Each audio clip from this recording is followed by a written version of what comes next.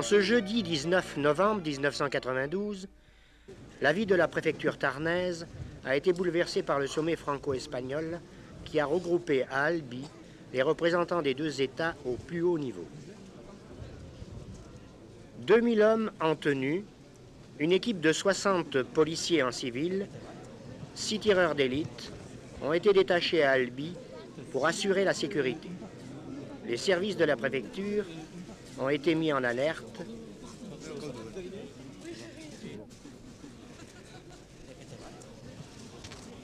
La tenue dans une ville comme Albi du sommet franco-espagnol au mois de novembre de l'année 92 pose, chacun le comprendra, d'énormes problèmes de sécurité. D'énormes problèmes de sécurité parce que les plus hautes autorités de l'État se trouvent à Albi et au-delà, des autorités étrangères également s'y trouvent, et la sécurité qui doit être mise en œuvre est une sécurité maximale parce que c'est aussi le crédit de l'État français qui est en cause. Pour le préfet d'un département, c'est évidemment un souci important qui se pose en plusieurs dimensions.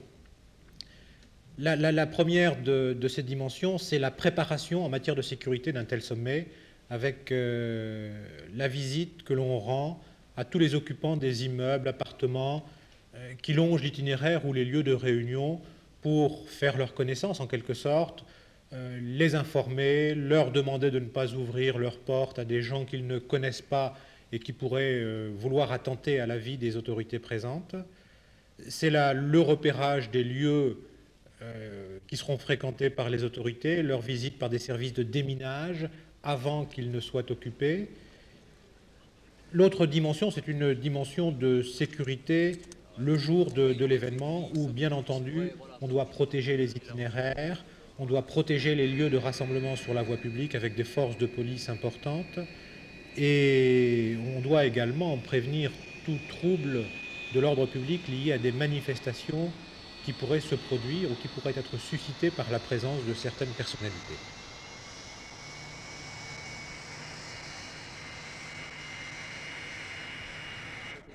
Ce sommet franco-espagnol entre les représentants des deux États au plus haut niveau, cette rencontre entre François Mitterrand et Felipe González ne ressemble en rien aux précédentes visites présidentielles.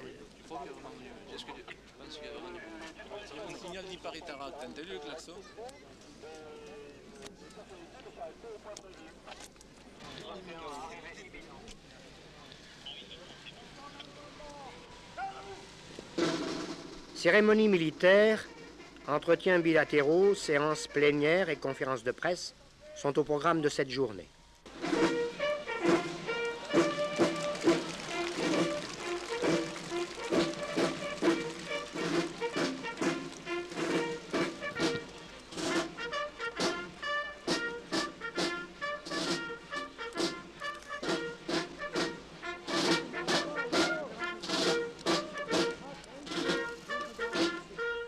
Sous la bruine matinale, Albi-la-Rose a pris des couleurs grisâtres et ouatées, plus britanniques qu'ibériques. Ce sommet franco-espagnol ne peut que résonner fortement dans l'environnement d'une ville de 50 000 habitants comme Albi.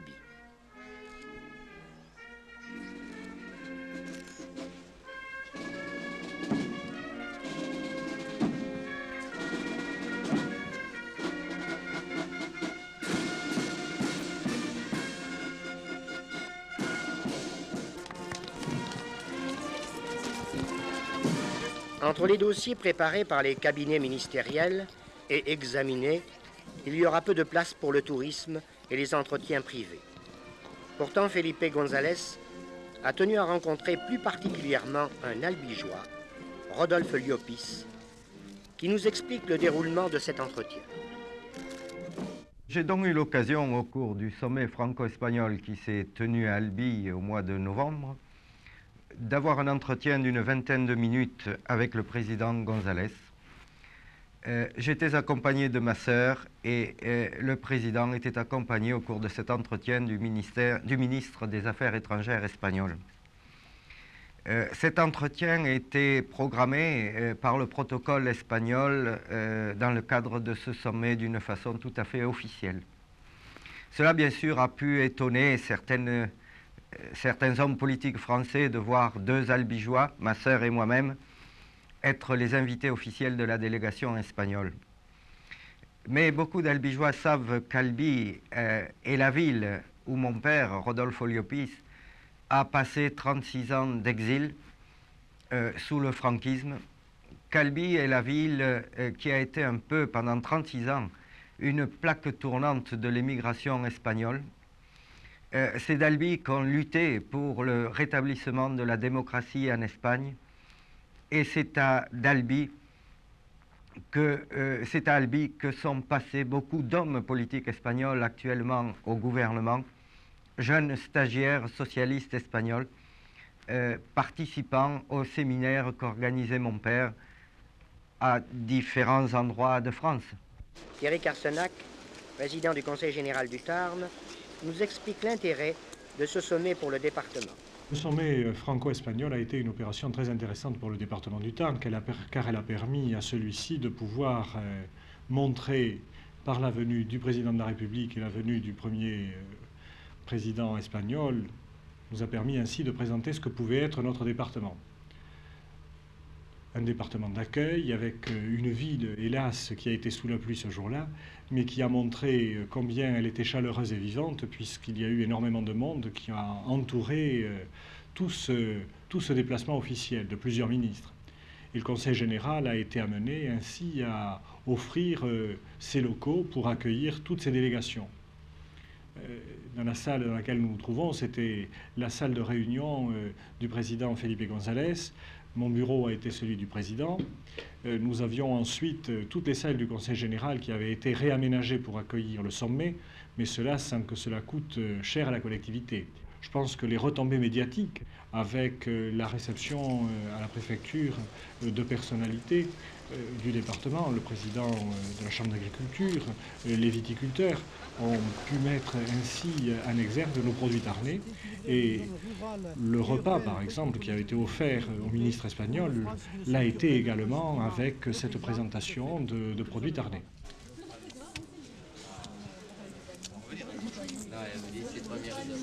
La visite du président de la République avait un but très précis, c'est le franco-sommet espagnol dans le cadre de la politique européenne, et c'est une excellente chose que la ville d'Albi ait été choisie, puisqu'elle entend jouer dans cette construction européenne le rôle d'une métropole d'équilibre dans le nord de Midi-Pyrénées, entre cette région du nord et la capitale régionale Toulouse. Donc je me réjouis de ce que Albi ait été choisi pour ce sommet franco-espagnol. D'autre part, c'est l'occasion pour le président de la République de revenir dans notre ville, dans laquelle il était déjà venu en 1982, et de se ressourcer un petit peu dans la ville qui est le chef-lieu du département de Jean Jaurès.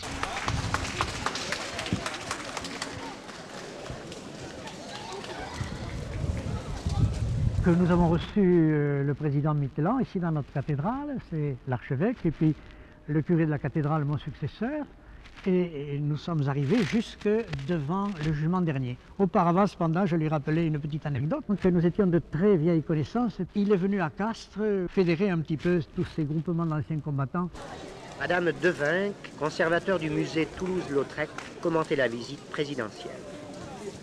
Accueillir le président de la République au musée Toulouse-Lautrec est évidemment un honneur, et cela met en lumière l'importance des collections et du patrimoine qui est conservé dans ce lieu.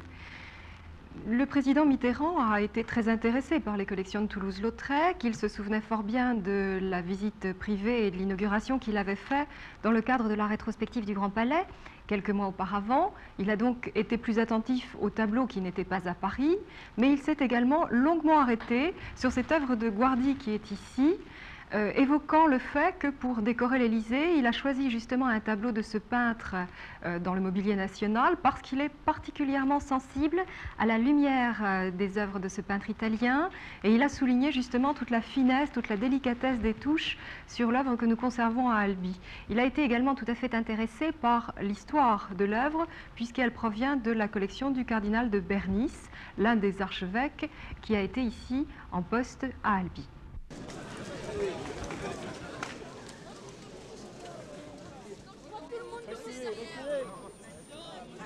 Mais le temps presse. Le sommet a du retard. La délégation quitte le musée.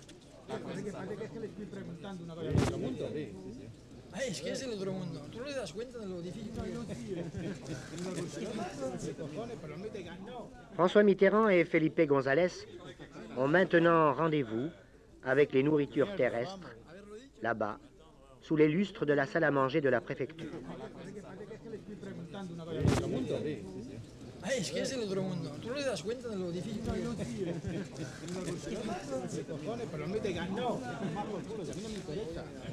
La conférence de presse qui a clôturé officiellement ce sommet franco-espagnol s'est tenue à l'hôtel du département devant une foule de journalistes venus des 4 coins de l'Europe. Sur le plan strictement européen, nous avons échangé nos vues sur la ratification du traité de Maastricht, le problème posé par la loi. Le soir, lorsqu'on voit le cortège officiel repartir pour l'aéroport, lorsque tout s'est bien passé, comme ça a été le cas au mois de novembre, c'est un gros ouf de soulagement qui est poussé par tout le monde.